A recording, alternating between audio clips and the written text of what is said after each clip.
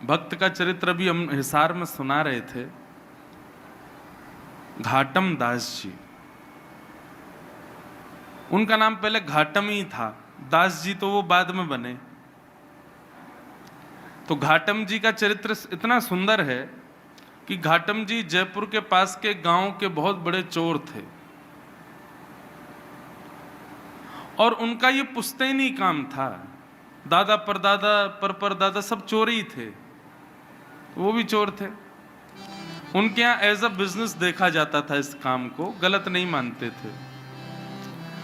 तो रात्रि में जब लोग बाग निकलते थे उस नगर से, उस गांव से, तो घाटम जी बैठे रहते थे और उस व्यक्ति को पकड़ करके लूट लेके जाना, यही उनका काम था।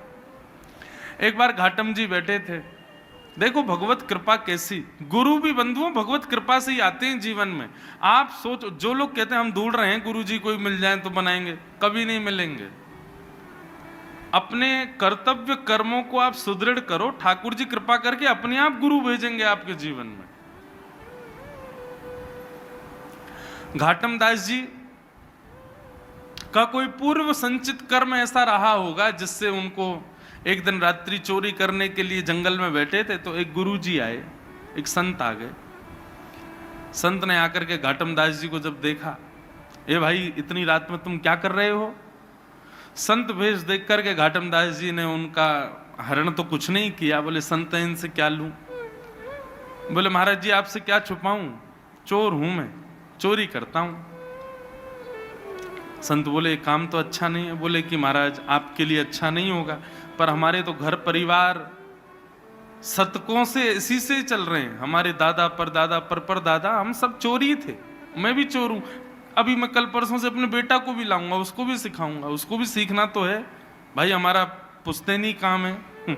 संत बोले क्यों करते हो, गलत है ना, किसी की मेहनत की कमाई को तुम ऐसे लूट लेते हो। बोले तो हम भी तो मेहनत करके लूटते हैं, हमारी भी तो मेहनत है। वो व्यक्ति सत्कर्म करके कमा रहा है, हम मेहनत करके पूरा मंत्रणा बना के लूट रहे हैं, तो इसमें भी तो मेहनत है। घाटम दास जी के वचन सुनकर के संत बोले भैया इसके रग रग में चोरी है, नहीं निकल पाएगी।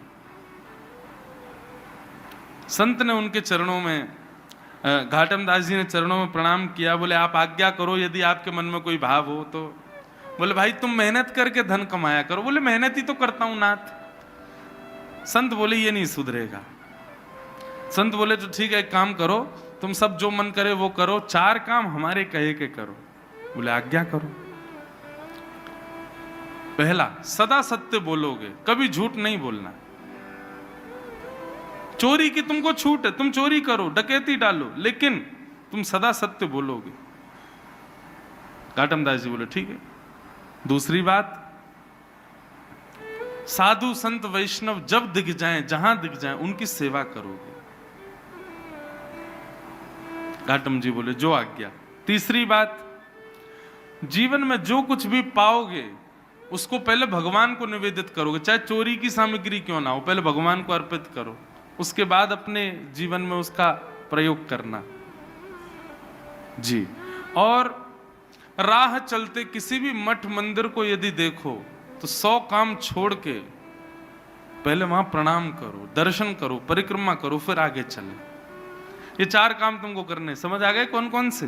पहली बात सत्य बोलनी है, दूसरा संत ब्राह्मण वैष्णवों की सेवा करनी है, तीसरा कुछ भी सामग्री लोगे पहले ठाकुर जी को निवेदित करनी है, प्रसाद बना के उसको स्वीकार करना है, और चौथी बात, राह में कोई भी मठ मंदिर मिले पहले वहां प्रणाम करो, फिर आगे चलो। घाटम जी बोले ये तो मैं कर सकता हूं, बस चोरी की छूट है। बोले हाँ खूब चोरी डकैती करो, बस ये 4 काम ध्यान रखना। ऐसा कह के संत चले गए। घाटम जी तो महाराज अब ऐसे ही रहने लगे, सत्य बोलते थे, संतों की सेवा करते थे, कोई भी चोरी करते पहले भगवान को देते, फिर अपने प्रयोग में लेते, और कहीं भी कोई मंदिर मिलता प्रणाम करते। गुरु के बताए मार्ग पर चल रहे थे तो चोरी में उनको और ज्यादा लाभ होने लग गया। अब ज्यादा गहने मिलने लगे और ज्यादा उनके घर को लाभ होने लगा। घाटम जी बड़े खुश, बोले बढ़िया गुरु जी मिले हैं, बस ये 4 सरल से नियम बता गए हैं, सब बढ़िया चल रहा है। एक दिन गुरुजी ने घाटम जी को निमंत्रण भेजा कि हमारे मठ का उत्सव है, पधारो और कुछ सेवा करो यहाँ पे। तो घाटम जी बोले, गुरुजी के उत्सव में सेवा करनी है, कोई छोटी मोटी सेवा नहीं, ऐसी सेवा करूं कि पूरा उत्सव का सारा खर्चा मैं ही करूं, तब मुझे सुख मिलेगा कि मैंने गुरुजी को दक्षिणा दी। बोले उसके लिए बड़ी चोरी करनी पड़ेगी, क्या करें?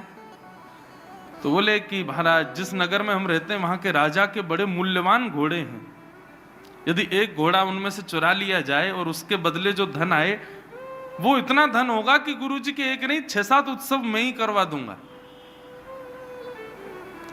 तो घाटम जी ने एक सिपाही का रूप धारण किया, राजा के दरबार में जाने लगे। द्वारपालों ने पूछा, कहां भाई, कहां कहां कहां घुसे चले जा रहे हो भीतर? कौन हो? थे तो सिपाही वेश में। अब पूछा कौन हो, तो सत्य बोलते थे। बोले चोर हूं, चोर हूं, चोरी करने आया हूं। तो सिपाहियों को ऐसा लगा कि भैया ये कोई राजा का अंतरंग व्यक्ति है और हमने इससे पूछ लिया कि तुम कौन हो, तो इसको बुरा लग गया है, इसलिए ये व्यंग में बोल रहा है कि चोर हूं। अरे भैया क्षमा करो, जाओ जाओ भीतर जाओ। घाटम जी बड़े खुश, सत्य बोल रहा हूं फिर भी देखो आज्ञा मिल रही है, जाओ। घाटम जी भीतर गए। राजा के 4 घोड़े थे, उनमें सबसे महंगा घोड़ा काला वाला था, वही चुराया। उस पर बैठ करके और महाराज बाहर निकलने लगे तो सिपाहियों ने फिर पूछा, बोले ये तो राजा का घोड़ा है, इसको लेके कहां जा रहे हो? बोले बताया था ना चोर हूं, चोरी करने आया हूं, घोड़ा चोरी करके ले जा रहा हूं, अपने घर बेच दूंगा इसको। सिपाहियों को फिर लगा, बोले अब तो कुछ ज्यादा ही बुरा मान गए लगते हैं ये, हैं? ये कोई राजा के कार्य से आया व्यक्ति है, हम बार बार इसको टोक देते हैं तो बेचारा बुरा मान जाता है, अपने आप को चोर बताता है। अरे भैया क्षमा करो, तुम जाओ जाओ ले जाओ। घाटम दास जी ले गए। घाटम दास जी घोड़े पर बैठे, बोले गुरुजी की पहली आज्ञा पूर्ण हो गई। गुरुजी ने कहा था जो भी सामग्री लो पहले ठाकुर जी को निवेदित करो। हे ठाकुर जी, ये घोड़ा आपका ही है, ये राजा का नहीं है, मेरी मन बुद्धि स्वीकार कर चुकी है, ये आपका है। ऐसा कह करके जा रहे थे। अब राजा को कहीं निकलना था, उसने अपने घोड़े बुलाए। किसी ने आके बताया, बोले एक काला वाला घोड़ा तो है ही नहीं महाराज। पूछा गया तो सिपाहियों ने बताया, बोले एक व्यक्ति आया था वो लेके चला गया। पूरी बात बताई, बोले उसने बताया भी था मैं चोर हूं। राजा बोले तो तुमने उसको पकड़ा क्यों नहीं? बोले हमको लगा इतना सत्य कौन बोलता है, वो बोल रहा था कि मैं चोर हूं, चोरी करने आया हूं, लाग जाके बेच दूंगा। तो हमको लगा महाराज का कोई निजी सेवक है, बुरा मान गया इसलिए ऐसे बोल रहा है, इसलिए छोड़ दिया। जाओ पकड़ो, ज्यादा दूर नहीं गया होगा। सैनिक दौड़े पीछे।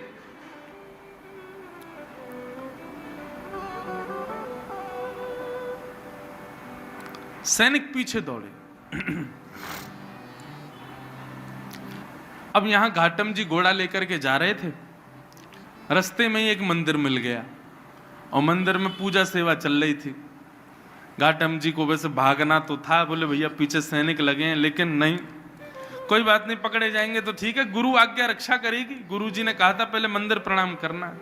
घोड़े को एक पेड़ पर बांध दिया, घाटम जी भीतर चले गए। मंदिर में दर्शन करने के लिए गए, इतने में ही सिपाही आए। सिपाहियों ने मंदिर के बाहर पेड़ से बंधे हुए घोड़े को देखा। घोड़े की कद काती और उसका नैन नक्श तो सब वही थे जो राजा के घोड़े के थे, पर उसका रंग अब श्वेत हो गया था, वो काला नहीं था, अब सफेद हो गया था। क्यों? क्योंकि घाटम जी ने उसको भगवान को निवेदित कर दिया था। बोले ठाकुर जी आपका है, ठाकुर जी ने उसका रंग ही बदल दिया। बोले राजा का तो काला था, भगवान का तो सफेद है। सैनिक गए महाराज, सैनिक सब घेर के खड़े थे। घाटम जी अंदर से मंदिर से पूजा पाठ करके परिक्रमा करके बाहर आए, देखा सैनिक खड़े। सैनिकों ने पूछा, हाँ भाई ये घोड़ा किसका है? राम जी का। सत्य बोल रहे हैं, मैंने तो निवेदित कर दिया उनको। बोले तुम राजा के यहां से चुरा के लाए हो ना इसको? बोले हाँ ये बात सत्य कि राजा के यहां से चुराया, पर मैंने अब ये ठाकुर जी को दे दिया है, अब ये ठाकुर जी का है। तो क्या बकवास करते हो? और ये काला था, ये गोरा कैसे हो गया? बोले वो तो मैं भी सोच रहा हूं कि ये गोरा कैसे हुआ। मुझे ऐसा लगता है राम जी को गोरे घोड़े पसंद होंगे, इसलिए उन्होंने इसको गोरा कर दिया। सैनिकों के दिमाग में बात ही नहीं घुस रही घाटम की। बोले बोल क्या रहा है? बोले भाई कद काठी तो वही है, सब नैन नक्श वही है राजा के घोड़े के जो थे, ये गोरा कैसे हो गया? तो घाटम जी बोले मैं बोल भी तो रहा हूं कि मैंने चुराया, और जब चुराया था तब काला था, पर राम जी को निवेदित किया तो गोरा हो गया। सैनिक बोले ऐसे काम नहीं, इसको पकड़ के ले चलो, ले चलो इसको। पकड़ के राजा के सामने ले गए। राजा ने कहा भाई घोड़ा तो ये मेरा ही है, पैरों में नाल भी वैसी, आंख भी वैसी, कान भी वैसे, गले के बाल भी वैसे, सब कुछ, लेकिन ये गोरा कैसे हो गया? और 1 घंटा भी नहीं हुआ तुमको चोरी किए, इतनी जल्दी कोई पुताई करके रंग तो बदल नहीं सकता, ये रंग इसका गोरा कैसे हुआ? घाटम जी बोले क्योंकि नाथ ये पहले आपका था, अब ये राम जी का है। बोले राम जी का मतलब? बोले मैंने राम जी को निवेदित कर दिया, उनको दे दिया, प्रसाद बन गया, अब ये उनका प्रसाद है, उनको गोरे घोड़े पसंद होंगे इसलिए गोरा हो गया। आपका ही है, मैं मानना हूं मैंने ही चोरी किया है, पर ये अब राम जी को दे के मैंने गोरा करवा लिया। राजा का भी सर घूमने लगा। बोले ये कैसा व्यक्ति है, क्या बोल रहा है? बोले सुनो ये झूठ बोल रहा है, ये चोर को बचाने का प्रयास कर रहा है, चोर तो इसने भगा दिया असली घोड़े के साथ, और ये नकली घोड़ा लाके हम लोगों को गुमराह कर रहा है। नहीं नहीं महाराज मैं झूठ नहीं बोलता, ये आपका ही घोड़ा है। बोले यदि ये मेरा घोड़ा है तो मेरे घोड़े की एक पहचान है कि उसके गले के पास में एक मस्सा है बालों के भीतर। बोले देख लो। आकर के महाराज बाल हटा करके देखे, राजा तो महाराज मूर्छित जैसा हो गया, मस्सा दिख गया उसको। बोले असंभव, ये गोरा कैसे हो गया? बोले मैं बता रहा हूं ना, ये राम जी को निवेदित कर दिया मैंने। राजा चरणों में गिर गए, भैया तू क्या बला है, तू ये बता पहले, सत्य भी बोल रहा है, चोरी भी कर रहा है, सबको बता भी रहा है मैं चोर हूं, सब कुछ कर रहा है, और अब तू ये है क्या? बोले मैं अपने गुरु की आज्ञा का पालन कर रहा हूं, मैं चोरी करता हूं, चोर हूं, पर मैं सत्य बोलता हूं। जो भी सामग्री चुराता हूं पहले भगवान को निवेदित करता हूं, संतों की सेवा करता हूं, और कहीं भी मंदिर दिखे, मठ दिखे तो प्रणाम करता हूं। महाराज राजा बोला ये चोर बनने योग्य व्यक्ति नहीं है, बताओ कितना सत्यव्रत अपने गुरु के वचनों के प्रति।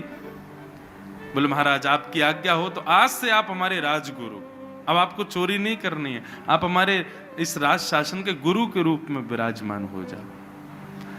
घाटम जी ने जब ये शब्द सुना तो नेत्रों से अविरल अश्रुधार गिरने लगे।